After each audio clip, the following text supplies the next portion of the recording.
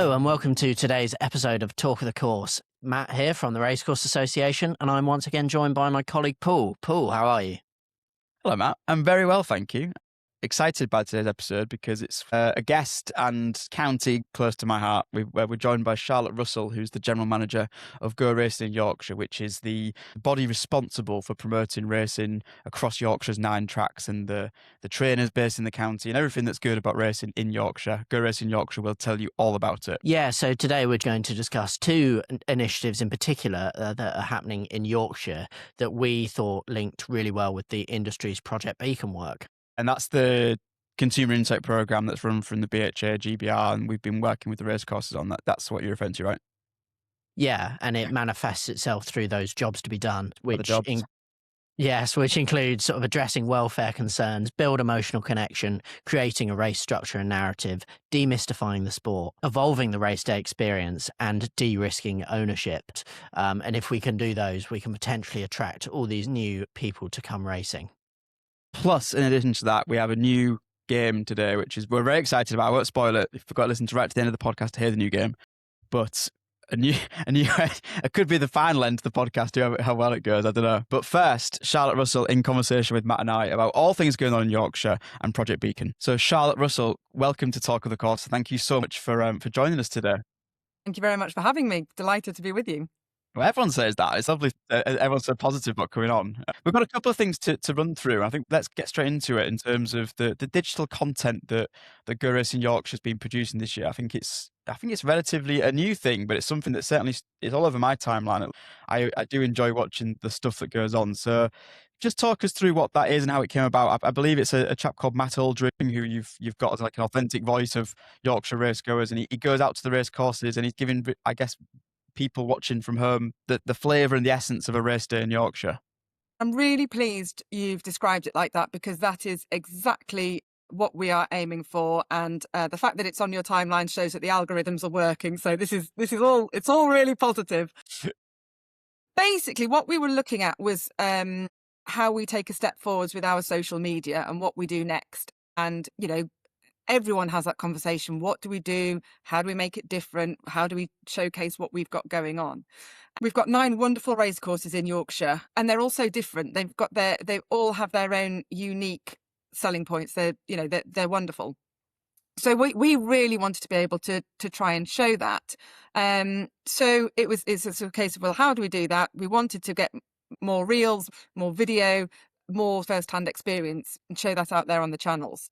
So how are we going to do that? Well, we saw Matt and James from the paddock preview, and we really liked what they were doing. So we reached out to them. They're Yorkshire based, and just felt that actually by collaborating with them, they were already established.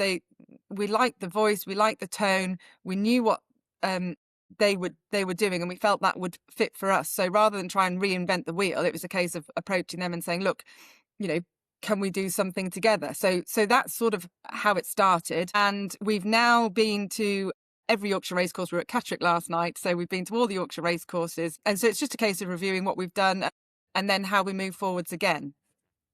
I think you're right that in terms of that collaboration is so important. I mean, we've seen Racing TV, who viewers of this will be aware of, one of the satellite channels that cover British horse racing. And they've got an orange mic that does the roaming of a similar thing. And the numbers on that orange mic are absolutely sky high. They've done so well. So to collaborate with an authoritative voice and to sort of, I guess, just replicate and follow something that already exists in a way, you don't need to reinvent the wheel. And I think you've done a really good job of sort of taking something that's, it's out there, but this is very much uniquely Go Racing in Yorkshire and, for the Yorkshire tracks. I think it's a really cool thing. Thank you, Paul. Yeah, that's what we were really, really looking to do. Race day is phenomenal. Their figures are huge, and they've got a really good model that they're working with, and that's brilliant. And we don't want to replicate that. We couldn't be that. I feel that our content is a bit different to what they're doing. Which, like you say, it's very Yorkshire. For instance, one of the things we did at Catterick last night was to show off the charm of a smaller racecourse and literally count the steps from the new Horseshoe Cafe bar to the paddock, then round to the winning post where you can watch the race. It was less than 100 steps. and those are the sort of things that when that goes out, it's a different charm that's unique to Catterick. We went to Beverley and we did the sculpture tour. They've got the different fiberglass sculptures, which are all pertinent to people with historic links to Beverley, East Riding, Hull area. Again, it's something different. I don't know of any other racecourse that has that. York has some statues. We've seen Grady, the guide dog. There's the Frankel statue. They've got those beautiful gates, but again, very different to the fiberglass statues at Beverley. So we really want to get in and showcase these things that people don't necessarily see. And it is one of those sort of, I think if people go to the racing, if they're not regulars, they tend to do the same thing because it's what they've done. They liked it the first time, so they keep doing that same sort of thing. And what we want to do is show them different parts of the racecourse and different offerings. All the racecourses have a different sort of ticket, drink and food admission package, whether you're starting at an entry level general admission one or whether you're looking at hospitality. And again, we want people to see what they are like so that they can actually consider those and look at those going forwards. You've touched on it there, Charlotte, but the content's really varied. What's the rationale behind that? Is that a sort of collaborative effort between the two of you? Well, it's a collaborative effort between three of us. So it's me, Matt, and the racecourse that we're going to. So again, it's a real opportunity for the racecourse to say, this is what we really like. This is what's special to us. This is something new we're trying for this year. And this is what we would like capturing and to go out. That's why they're all different, because we're bringing all those voices in. And again, I think that's very important, because otherwise you can go in with your format and it's standard, but then you're just producing the same thing. And we want to show the differences that we have here. I think on that point, we were doing some research into this. Some research goes into this podcast, I'll show you, but we were doing some yesterday.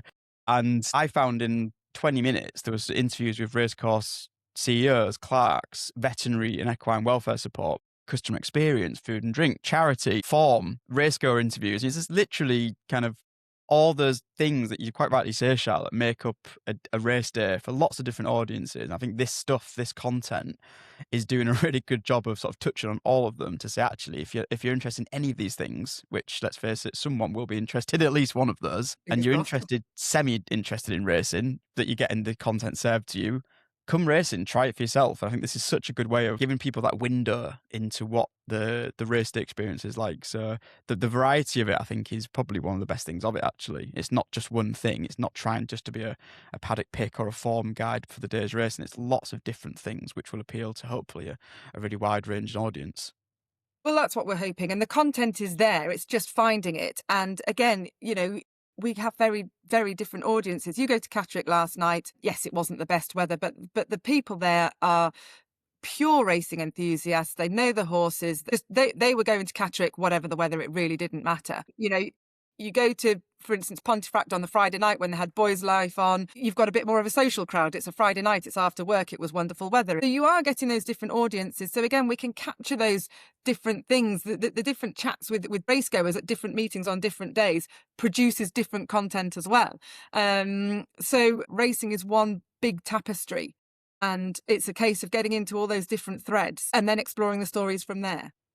Earlier, we touched on the Project Beacon and the jobs to be done. And I think these videos are a perfect example of that. And you mentioned there about the difference between the social crowd and the more racing focused crowd. And we know those buckets now from Project Beacon and how we can attract more of them to the sport. I think the video content, just in the examples that we've discussed today, you're seeing things like addressing the welfare concerns by talking to the vets on course, demystifying the sport by seeing behind the scenes. So you're really ticking off a few of those buckets. The Project Beacon framework has been a really useful guide for helping us with our content. So when we're looking at what we can do, knowing that they fit into those different headings. I mean, we're not constrained by those at all, but they are, like I say, they're a useful guide so that we know that this is what the industry is looking for as well. And the research that the industry has done, this is what people are wanting to see. So it does help us ensure that we are trying to capture the correct content. And the golden question with anything like this is, does it make a difference? And, we were looking yesterday, and I believe that so far year to date, the attendances across the Yorkshire tracks have been up 2.3% this year. So I'm not suggesting this content is solely responsible for that. But well, I think it is, Paul. Well, maybe it is, and maybe, yeah, that's fine. We'll end it there. But I think it's just another example of lots of little things coming together, which across the sport we're seeing this, where it's starting to make incremental differences. And I very much think this is one of those things. It's not in isolation. It's lovely content. It's telling people all about the day's racing from all the angles we've just talked about. But in addition to the work that racecourses are doing on marketing, in addition to the work that racecourses are doing to the on-course experience, and then the follow-up to those customers and the onward comms, all those things combined do make a difference. And yeah, it's going okay. It's going well. 2.3% up year on year, and we've got the big summer racing festivals to come. So, brilliant job so far. And I'd put it to you, really, Charlotte. I mean, do you think this is this part of a wider package of things that courses do at the moment to try and increase the audience? Absolutely. I mean, the courses are working really hard behind the scenes to put on the best offerings they can to attract customers. Look, we know we're in a difficult climate, and we've got to use the data that we're given, and you've got to make the most attractive day out for people. It's fantastic to see that the racecourse attendances are up. Obviously, some of the content we are doing, I'm hopeful that that's going to help that to continue to grow. I mean, we only really started this at the end of March with the start of the flat season, so certainly can't take credit for all of the work that they've been doing. But you've said it now, it's on the record. But for instance, last month, these reels alone on our social media had over 500,000 views. So that's 500,000 people looking at the content. They're looking at racing, and hopefully they're thinking, do you know what? That looks really fun. Let's book a ticket and go. And as I say, we're only into our third month of this. So I'm really hoping that we will see that trend continue, and that showcasing the race courses like we are doing is helping attract actual people through the door. 500,000 views in 1 month alone. It's a really encouraging start, Charlotte, and I think there's so much more potential with this. If people haven't seen the content, they can check out the Go Racing Yorkshire social medias, mainly on Facebook and Instagram, a bit on TikTok as well. And you can also go to the individual racecourse channels to see more of what's going on across Yorkshire. So, Charlotte, one of the things that Go Racing Yorkshire is most known for is the Summer Festival, which is this collection of races across a week, across all the tracks, I believe, in Yorkshire.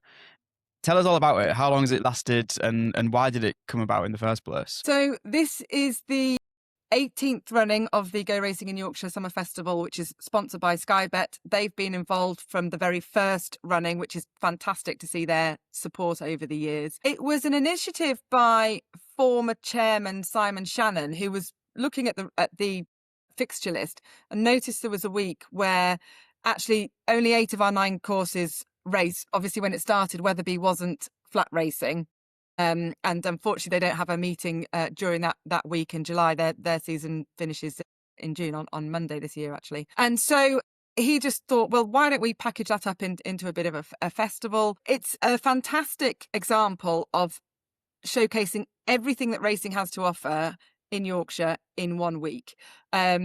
They are all flat meetings. However, we bring the jumps in because we have the Jump Jockeys Nunthorpe at York on the Saturday. We've got every kind of racing. We've got midweek afternoon racing. We've got evening racing. We've got group races. We've got music nights. We've got a beer festival. We've got family days. Tuesday, we don't race. We start on the 17th of July at Pontefract. It runs all the way through to York on Saturday, the 25th of July. There's no racing on the Tuesday. So we are going to at the Injured Jockeys Fund's Jackberry House. They'll have an open afternoon for us. So people can go and have a look around there. Truly fabulous facility. So again, another thing that we are so pleased to have in Yorkshire. It's such a useful centre. And I mean, we are fairly sort of self-sufficient when it comes to racing in Yorkshire with that. We've got the college, we've got the training centres, and 9 fabulous race courses. So what better way to show it off with hopefully some nice weather as well? Well, yeah, that's the good old Yorkshire weather can be the one thing we could rely on there to maybe let it down. But I've been to that festival many years where I've literally had a big coat on, and then the next day you're in shirt sleeves and shorts. It's that level of variety. So fingers crossed it is a good one this year. Yeah, exactly. Well, this is it. When I say we cover everything, we don't want the jumps weather, but we'll stick with the flat if we can. It's also a great fundraiser for charity. We have a charity of the week. So the Yorkshire Ambulance are our partner this year. They'll be on course every day. They'll be doing exit collections. We have the paddock and chips competition, which usually starts an hour before racing. The jockeys come out. There's 3 different sized goals, which are each worth a different monetary value. And any goals they score from 6 shots, that money is added up, and Sky Bet very kindly give that to the charity of the week. So you do get to see a bit of a different side of things as well. Yeah. And it's just nice to have these themes. We've got a leading trainer of the week, which is sponsored by Goldsborough Hall, leading jockey of the week sponsored by Sky Bet, and Sky Bet also have this wonderful initiative where we have the leading best turned out yard of the week. So the yard that wins the most best turned out Sky Bet sponsored races win a cash injection for the stable staff, and then there's a pizza party as well, which we organise later in the year. So I think that's another really nice way of rewarding the stable staff. There's a bag of carrots for every winning horse, and we like to identify the Yorkshire horses. They'll all wear a bridle rose with the Yorkshire rose on them. It's just a really fun way of going racing, and just sort of in a Yorkshire version. Yeah, there's something for everybody there, isn't there? From the social race goer to your racing experts, fun things and benefits as well for thoroughbred group members, and really just a celebration of all things Yorkshire. It sounds like a really exciting week, and the racecourses will really get behind it. But could you talk a little bit more about Go Racing in Yorkshire's role and how you bring it all together and capitalise on the week to drive success? So it's our job to basically bring it all together. The racecourses have their race days, which they organise. Gosh, I wouldn't interfere with that. And then we theme it up. We bring it together. We make the links. So this is where we've got the leading competitions. We've got the charity. We're hoping to do some more jockey engagement this year with Great British Racing. So there's a few more things that will hopefully come to light, but are very unique to that week to tie it all together. And of course, it's the first week of the summer holidays as well, so it's a great week to bring the children. There are family days and lots of activities for the children to be doing. So great. The place in the calendar, the place in the country, it all works. Yeah, I think we mentioned before the attendances in Yorkshire have been up year on year, and hopefully there's thousands more racegoers are going to join you at the Sky Bet Go Racing Yorkshire Summer Festival this year, which starts on the 17th of July, as Charlotte said, at Pontefract, and concludes at York on the 25th of July. And in between, the bandwagon rolls to Ripon, Doncaster, Redcar, Beverley, Catterick, Doncaster again, Thirsk, and then ending at York, as I said. A wonderful week. Encourage you to go and get tickets for any of those fixtures. Visit either the Go Racing Yorkshire website or the individual racecourse websites to do that. That's right. We look forward to seeing you there. So we're at that part of the podcast now where we learn a little bit more about our guest, and breaking from tradition, we've got 2 different games today, Charlotte, which I'm hopeful you'll be able to participate in. The first, and it came about because we often ask guests, if you weren't doing what you're doing today, where would you be working if it wasn't at a racecourse? And I know from knowing you outside of this podcast that you do have very close links to the sheep farming fraternity, which is correct? It's correct. Yes, I'm from a farming family, and we have a lot of sheep because of the nature of the area that I live in. It's basically the only thing that's productive around here. Fantastic. So we've got a game which Matt will take us through now, but we've ingeniously called it Are You, EUE, Pulling the Wool Over My Eyes. Now, are you pulling the wool over my eyes? Might be a one and done item on the pod. We don't know. We'll see how it goes. But Matt, over to you. Thanks very much, Paul. So I think it's fair to say Paul and I are both what you would call townies. So I've found these facts on the internet, and if they are wrong, I will point towards those sources. But is this true or false, Charlotte? Sheep can smell with their feet. That's false. Well, apparently they have smell glands in their feet. So they have very good senses of smell, including some glands in their feet, which also help them smell. I'll take your word on that. Yeah, well, I'll take the internet's word on it. So yeah, what was the source on that one?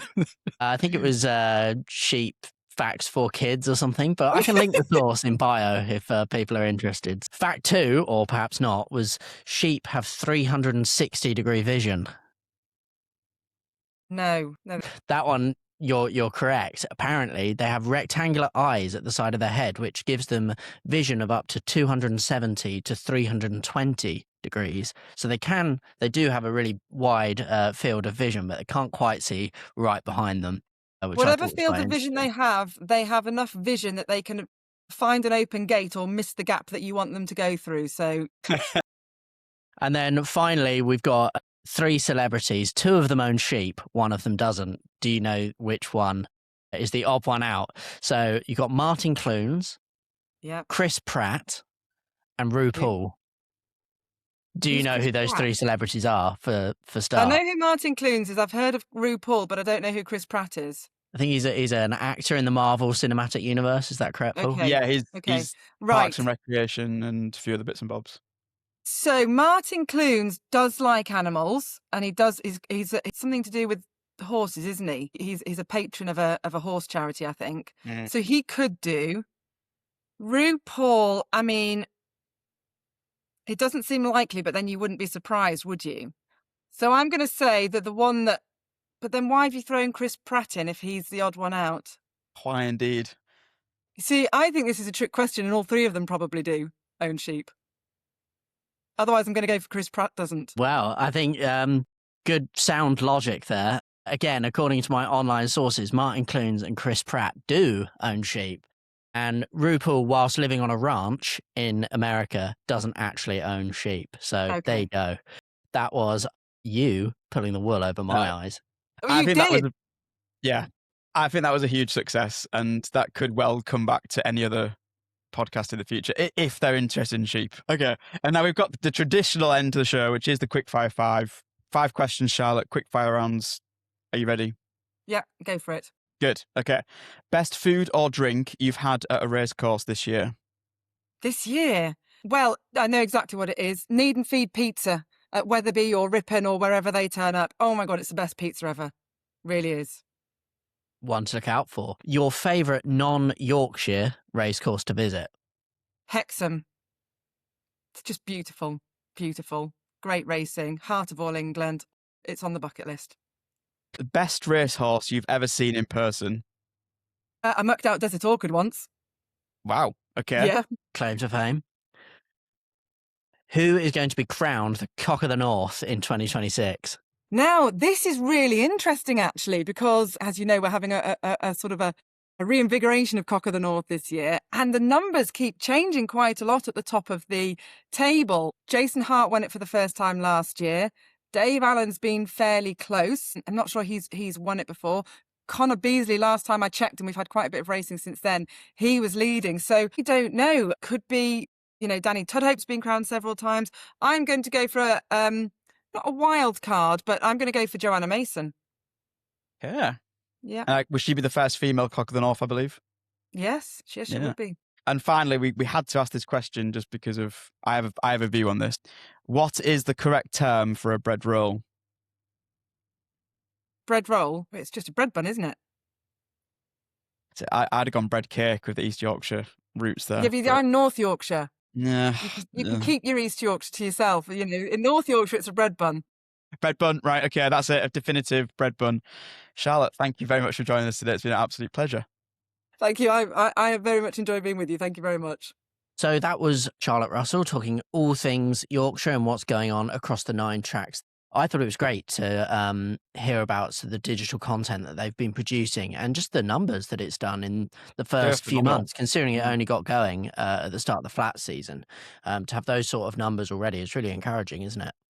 Yeah, I mean, I was pleasantly blown away by those numbers. I knew they were good, but they're phenomenal for something that's relatively young in its lifespan. And as Charlotte said, it draws from inspiration across other similar style content, which has done really well. Race days, TV's Race Day being the prime example, and it's its own version of that. I think it's a lovely thing that they're doing, and I'm really pleased to hear it's likely to continue. It's a really good way of showing off the fun and the different sides of a race day that you wouldn't ever really get to see unless you were physically there. And I think another positive thing coming out of this chat, and something that we were aware of being around racing for a little while, but just how the long roots of that Go Racing Yorkshire Summer Festival, and I just love how it's kind of unashamedly by Yorkshire, for Yorkshire and the wider racing public. It's such a show of the differences in the 8 of the 9 Yorkshire tracks. It celebrates racing in all its glory, and the fact that a lot of the sponsors, including Sky Bet, are locally based, and it just celebrates all that's good about racing in the county. So long may that continue, and congratulations to Charlotte and the team and all the race courses involved for making it happen. Thank you for listening to today's episode of Talk of the Course. If you'd like to make sure you don't miss any future episodes, you can subscribe to us across YouTube, Spotify, and Apple Podcasts. Also, if you're listening on Apple Podcasts, please rate us 5-star if you enjoyed.